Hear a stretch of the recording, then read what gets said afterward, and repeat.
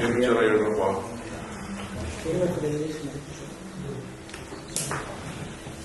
ಅದ್ರ ಬಗ್ಗೆ ನನಗಿನ್ನ ಮಾಹಿತಿ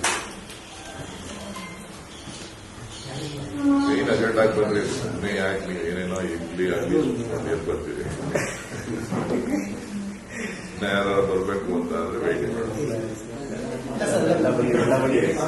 ರಿಪೋರ್ಟ್ ಕ್ಯಾಮ್ರಾಗಳೆಲ್ಲ ಇದೆ.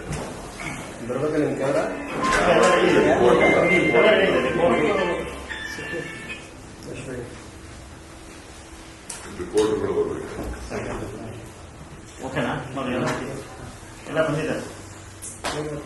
ಸರ್, ಈಗ ಮುಖ್ಯಮಂತ್ರಿಗಳು ಸ್ಟೇಟ್ಮೆಂಟ್ ಮಾಡಿದ್ದಾರೆ ದೆಹಲಿಯಲ್ಲಿ.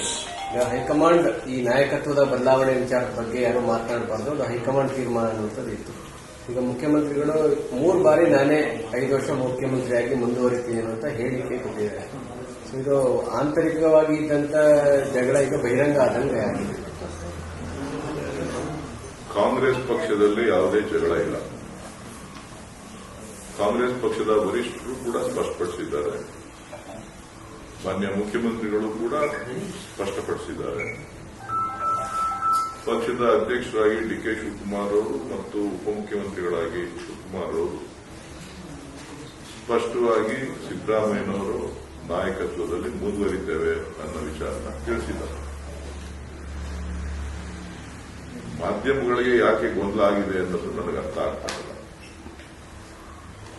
ಶಿವಕುಮಾರ್ ಆತರದಲ್ಲಿಲ್ಲ, ಆತಂಕದಲ್ಲೂ ಇಲ್ಲ. ಪಕ್ಷ ಕೊಟ್ಟಿರ್ತಕ್ಕಂಥ ಜವಾಬ್ದಾರಿಯನ್ನ ಪ್ರಾಮಾಣಿಕ ಪಕ್ಷದ ಒಬ್ಬ ಕಾರ್ಯಕರ್ತನಾಗಿ ಪಕ್ಷವನ್ನು ಮುನ್ನಡೆಸ್ತಾ ಇದ್ದಾರೆ.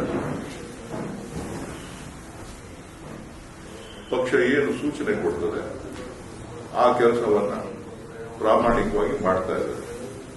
ಇನ್ನ ಹೆಚ್ಚಿನ ವಿಚಾರಗಳು ಏನೂ ಇಲ್ಲ.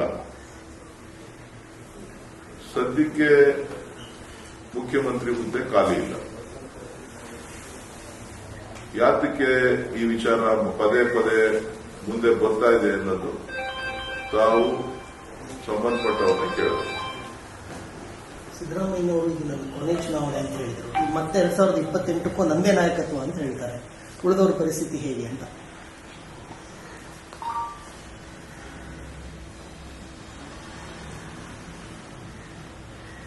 ಅವರೊಬ್ಬ ಹಿರಿಯ ನಾಯಕರು.